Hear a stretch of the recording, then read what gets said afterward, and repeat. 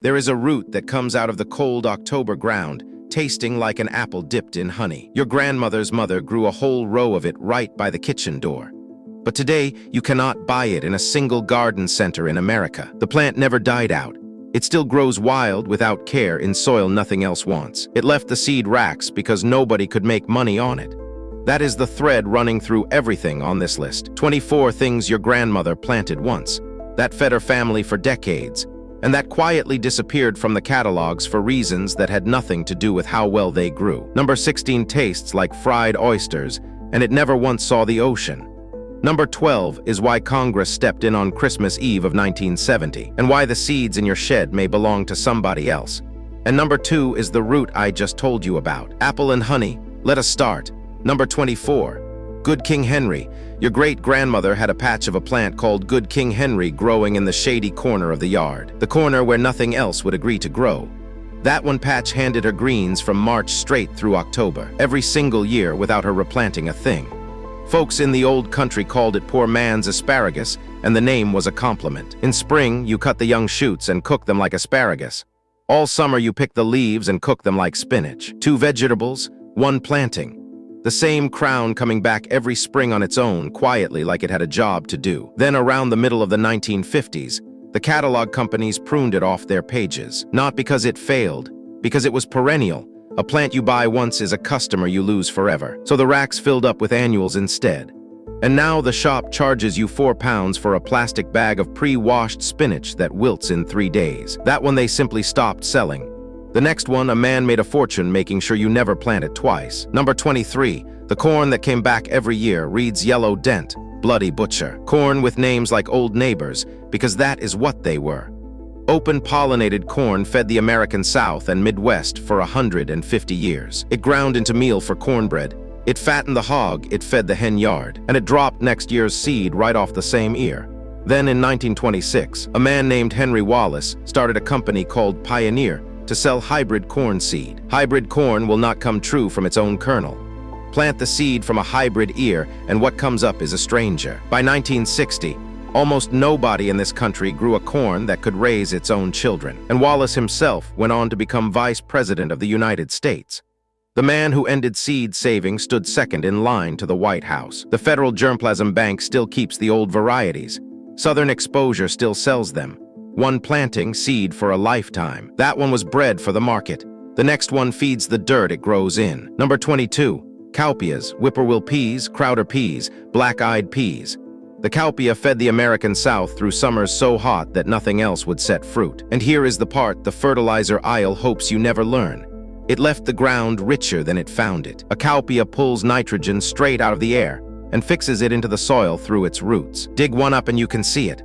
Little pale beads along the root like a string of pearls. That is fertilizer being made for free by a plant while you sleep. Your great-grandfather rotated a bean row into a corn row and cut his fertilizer bill to nothing. Now the shop charges you £30 for a sack of ammonium nitrate that does what the pea did for nothing at all. That legume feeds the dirt. The next one turned a quarter acre into a whole winter of bread. Number 21, Turkey red wheat.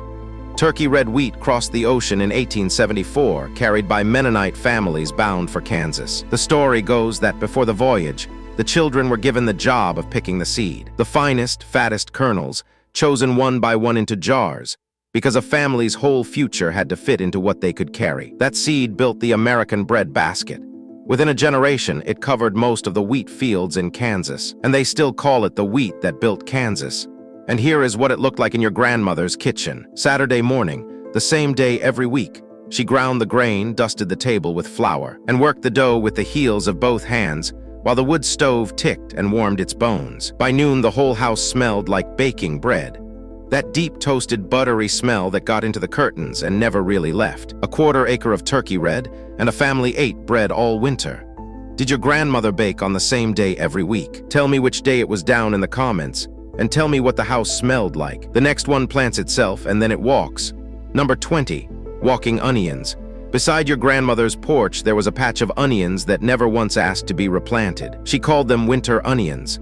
The catalogs, when they still carried them, called them Egyptian walking onions. Both names are true. Here is the strange, wonderful part.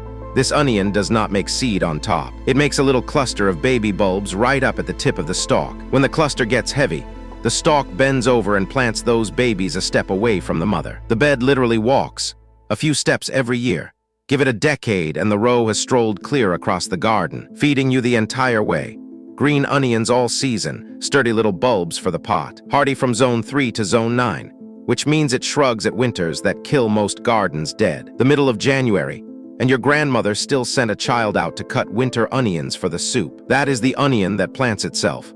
The next one poured Sunday breakfast over every biscuit in the county. Number 19, sweet sorghum. Before refined sugar took over the American table in the late 1800s, half the South and the whole Appalachian range grew sweet sorghum.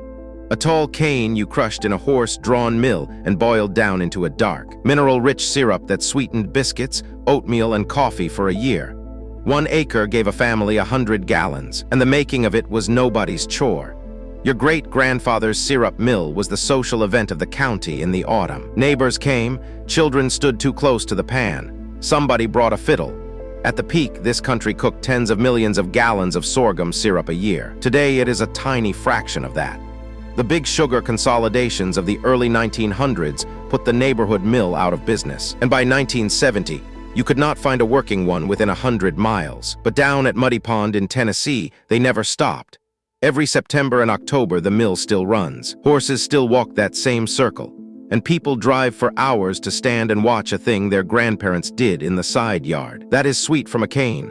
The next one is sweet from a vine that outlives the man who plants it. Number 18, muscadines. Muscadines grew wild across the American South before any European vine ever crossed the water, and every farm ran an arbor of them along the smokehouse wall. Grapes for eating warm off the vine, grapes for jelly, grapes for a jug of sweet homemade wine, and the vine asked for nothing. No spray, no fussing, no nurseryman. You want to know how long a muscadine keeps its promise? On Roanoke Island in North Carolina, there is a scuppernong they call the mother vine. It is reckoned to be around 400 years old. 4 centuries. It was growing before this country had a name, and it is still setting fruit today. When the old-timers said a vine would outlive you, they were underselling it. Then the wine industry standardized on European grapes. The muscadine got itself reclassified as ornamental, and it quietly left the nursery catalogs. The shop now charges you £5 for a little punnet of grapes flown in from Chile. 1 cutting, 1 arbor.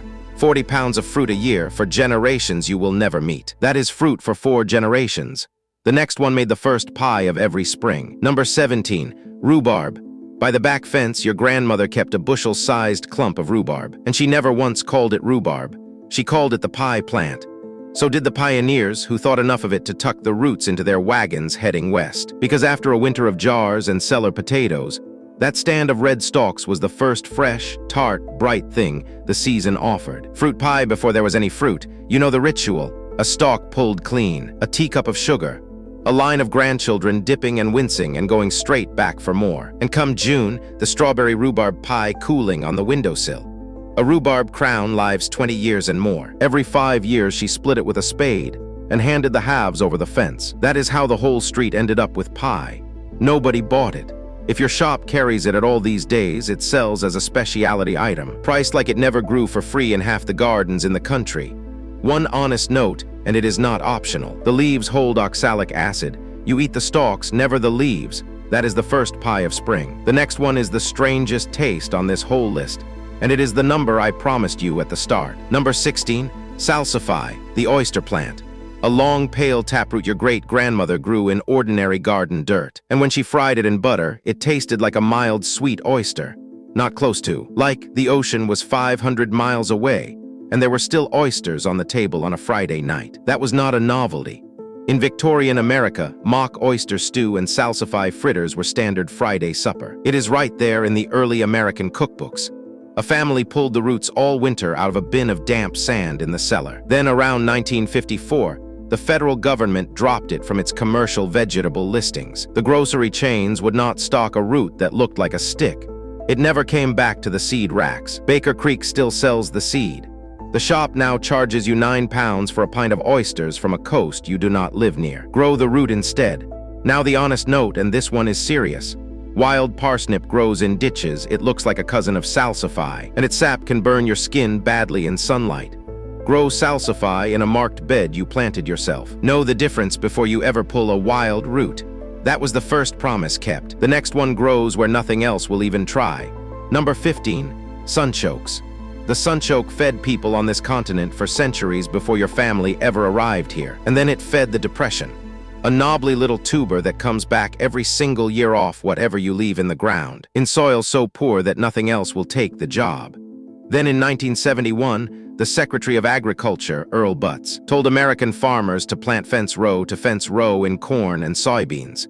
And a perennial tuber that took care of itself became, officially, a weed. In the early 1980s, promoters even sold Midwest farmers a sunchoke ethanol dream that collapsed under them. The plant survived that too.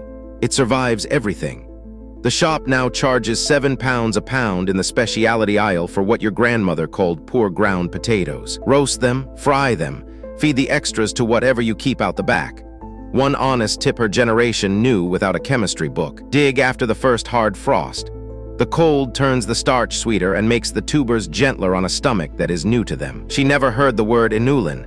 She just knew to wait and to start small. That is the potato for poor ground. The next one is the hottest thing your grandmother ever kept in a jar. Number 14, horseradish. In the coldest corner of the yard, your grandfather guarded a horseradish patch like it was a family secret. Because it was, plant horseradish once and you own it forever. Any thumb-sized piece of root left in the ground comes back as a whole new plant. It is hardy to zone 3, which means for anyone watching from the far north wondering what on this list will survive their winters, this one will not even notice them. Every November he dug a few roots, and your grandmother grated them fresh at the open kitchen window, crying freely and pretending she was not. 10 minutes of tears made a little jar of pure white fire, cut with vinegar that carried every Sunday roast clear through to spring. Here is why hers was better, and it is not sentiment. The heat in horseradish fades fast once the root is grated. It is at its fiercest fresh, and it dims week by week in the jar. That jar at the shop was already going quiet before it ever reached the shelf. Hers never had the chance. That is the jar that clears your nose. The next one is the patch your grandfather guarded for 30 years. Number 13, the asparagus patch. Behind the garden rows, there was a bed nobody was allowed to dig in. The asparagus patch, set once from crowns and then handed down like a piece of furniture. A well-kept asparagus bed produces for 15 to 20 years, and plenty have crossed 30. But here is the price of it, and it is the most honest thing on this list. The first 2 years, you do not cut a single spear. Not one. You let the ferns grow and feed the roots, and you wait. Her generation understood an investment you could not touch yet. And that is exactly why it vanished from the seed racks. You cannot impulse sell a plant that pays you back in year 3, and then keeps paying for 30. Come April, the reward. Fat green spears pushing up through cold ground, the first brave thing in the garden. The shop wants 4 pounds a bunch, every week, all spring. The patch wants nothing but the 2 years you already gave it decades ago. That is the patch that outlasts a mortgage. Now stop, because the next number is the one Congress got involved in, and I told you about it at the start. Number 12, the bean that said no. On Christmas Eve of 1970, while the whole country was wrapping presents, Washington was wrapping up the seed. The Plant Variety Protection Act let seed companies claim ownership of plant varieties. For the first time in this country's history, a seed could belong to a corporation. A farmer could still save protected seed for his own fields. But selling it, or trading it over the fence the way neighbors always had, that was another matter, and the courts drew that line tighter for decades.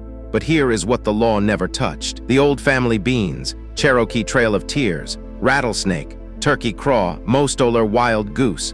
They slipped through because they belonged to families, not corporations. No company ever owned them, so no company could ever take them.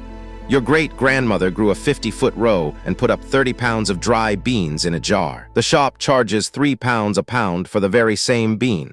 They tried to make this country rent its food. The bean said no. The next one is sugar from a tree you did not even plant. Number 11. Syrup from the other trees. Everybody thinks maple.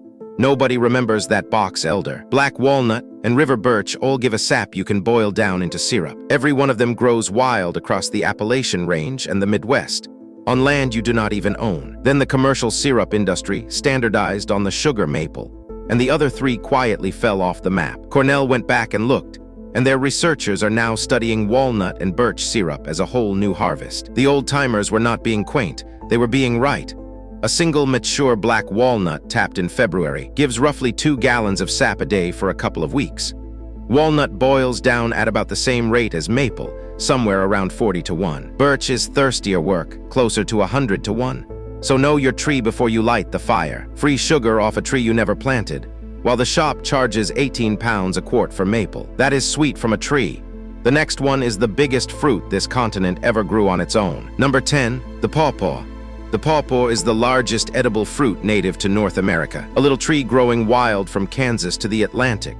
And its fruit tastes like a mango, and a banana had a cousin who grew up in Ohio. The story goes that George Washington liked his chilled for dessert, and Jefferson planted them at Monticello. Your great-grandfather did not need either endorsement. He ate them by the bagful every September. There is even an old song about it. So why have you never seen one in a shop? No conspiracy this time, just a fruit too honest for the lorry. A ripe pawpaw bruises within a day. It cannot ride to a warehouse. So the grocery aisle passed on it, and a whole generation forgot the tree existed. Kentucky State University did not forget. They run the country's official pawpaw repository and the only full breeding program there is. The shop sells you an imported mango. A pawpaw tree in the garden gives you fruit every year for decades. The honest note, eat the flesh only. Skip the skin and the seeds, that is the biggest native fruit. The next one is the tree the whole street shared. Number 9, the fig by the porch. In gardens across the South, there was a fig tree by the porch, usually a celeste or a brown turkey. And here is the thing about that tree. Almost nobody ever bought one. Fig trees pass from hand to hand, a cutting the length of a pencil, stuck in a jar on a windowsill until white roots curl out, then into the ground. The whole street's fig trees were usually one grandmother's tree, multiplied. Come August, the branches bent low, and the kitchen filled with the smell of fig preserves, and the golden-lidded jars lined up in the cellar before school started. The shop sells a little tray of 8 figs for the price of a whole young tree. Now the honest note for anyone in a colder place. Figs are happiest outdoors in zone 7 and warmer. Colder than that, her trick still works. Grow it in a pot, roll it into the garage for winter, and it will forgive you every spring. That is the tree the whole street shared. The next one is not a plant at all. It is the coldest room in the house, and it beat the refrigerator by 100 years. Number 8, the root cellar. Every farm your great-grandfather visited kept a root cellar dug into the north slope, a stone-walled room holding steady between freezing and about 40 degrees all year round, with the damp earth keeping the air soft. No electricity, and it kept potatoes, cabbage, carrots, apples, and squash from October clear through to April, without a bill and without a compressor. Then rural electrification finished up in the 1940s, and by the 60s the freezer had taken the cellar's job.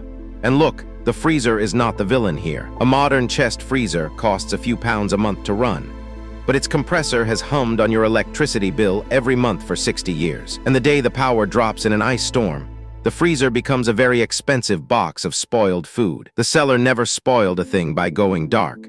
Dark was the whole idea. And for anyone whose water table sits 2 feet under their boots, her answer still stands. A buried barrel half sunk, or the coolest unheated north room in the house. The principle is the temperature, not the shovel. That is winter kept cold. The next one is winter kept alive in a crock on the shelf. Number 7, the crock. Before pressure canners took over American kitchens, your great-grandmother put up a year of cabbage, cucumbers, and beans in stoneware crocks, with salt and water and nothing else. Shredded cabbage, a handful of salt, a plate to hold it under the brine, and 3 weeks of patience in the cellar. That is the whole method. That is sauerkraut. And here is the science that proved her right 70 years late. The helpful bacteria, the lactobacillus, is already living on the cabbage leaf when you cut it. You never needed to buy a culture. The salt just keeps order while the good workers do their job. The high schools used to teach this. Home economics carried fermentation into the 60s, and then those classes were cut through the 70s, and a generation lost it. Though plenty of you have already told me the truth of it. The schools did not teach you. Your grandmother did. That is cabbage kept. The next one is the skill that makes every single plant on this list free forever. Number 6, saving the seed. They did not outlaw this one, they engineered it out. The hybrid seed on the shop rack will not come true from its own saved seed. Its children come up as strangers, so you buy it again every spring forever by design. But an open pollinated seed, the kind every grandmother on this list grew, saves itself off a single packet. Dry the best pods on the vine, shell them into a glass jar, winter them in the cellar, plant them in April. Beans, tomatoes, lettuce, squash, same method, same jar. And if you want to know what one saved seed is worth, hear this. In 1975, a young woman named Diane Ott Wheely was handed 2 seeds by her dying grandfather, a morning glory and a German tomato. Both of them carried across from Bavaria by his parents in 1870. Just 2 family seeds. She and her husband started an exchange around them.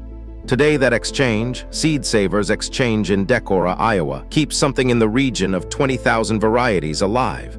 The largest collection of its kind in America. All of it grew from one grandfather's 2 seeds. 3 left. Number 5 rebuilds the ground under your feet without a single bag from the shop. Number 2 is the root off the top of this whole thing. Apple and honey, the one you came here for. And number 1 is not a plant at all. Stay with me.